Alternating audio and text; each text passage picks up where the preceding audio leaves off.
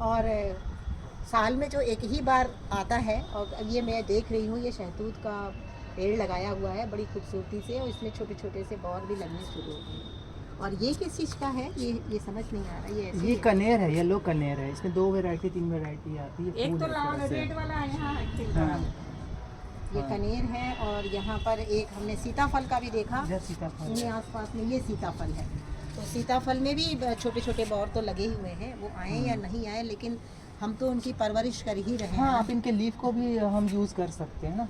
हाँ। बहुत तरह से लोग यूज़ करते हैं। एक्चुअली बात सारी ये है कि हमारे नेचुरल, हमारी आँखों को ये नेचर देखना बहुत भाता है ना। हर कोई चाहता है कि मुझे हरा भरा देखने को मिले, खूबसूरत कलर भी आँखों को बहुत आकर्षित करते हैं। ये तो देखने की दृष्टि की बात हुई, है ना। इधर ये लो आप,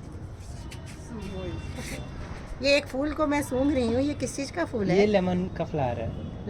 लेमन ग्रास तो आपको पता ही है कि आप लोग बनाते होंगे कुछ ना कुछ। लेमन ग्रास ये है। अच्छा, बट ये नींबू का फूल अच्छा, फ्लावर है। नींबू का फूल है, ये नींबू का फूल है। ये लेमन ग्रास अलग चीज़ है।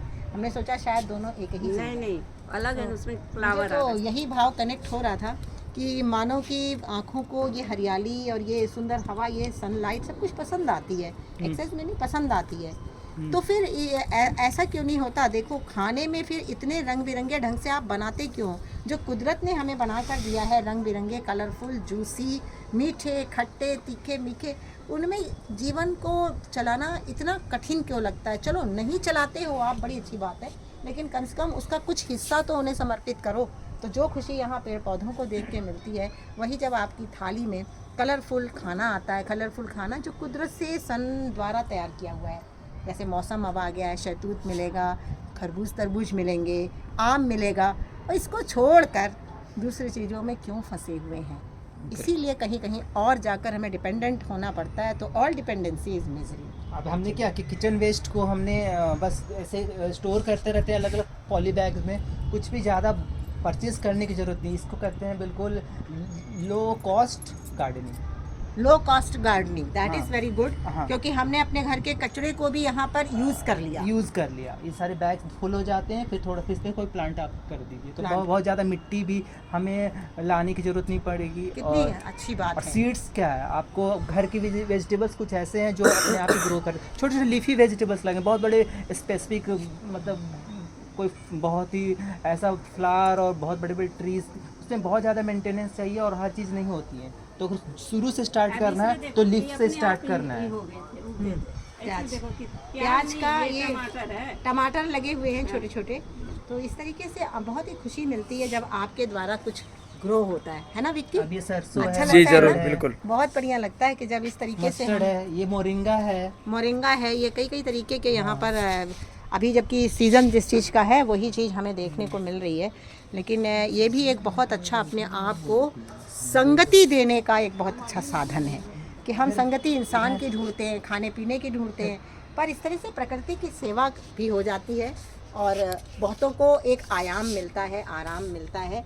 तो इस तरह से भी, क्योंकि दुनिया में कर्म ही है, हम कर्म के लिए ही आए हैं। ये देखिए, ग्राउंडिंग के लिए बहुत से लोग वैसे एवरीडे नहीं पार्क जा रहे हैं, तो इसमें मिट्टी करके और मैंने इसमें जो हमारे दूब घास है लगा दिया है। आप इसको ऐसे करके 15-10 मिनट ऐसे खड़े हो जाइए, आपको ग्राउंडिंग मिल मैं भी जाएगी। खड़े होकर जरा देखूं हाँ, क्या इसमें grounding मिल सेंसेशन है जाएगी। या क्या फीलिंग होती हाँ, है। देखिए, आपको दैट इज ग्राउंडिंग। हाँ, ग्राउंडिंग के बारे में काफ़ी बोलते रहते हैं हम। कई बार चप्पल उतार के चलो, घास के मैदान में चलो।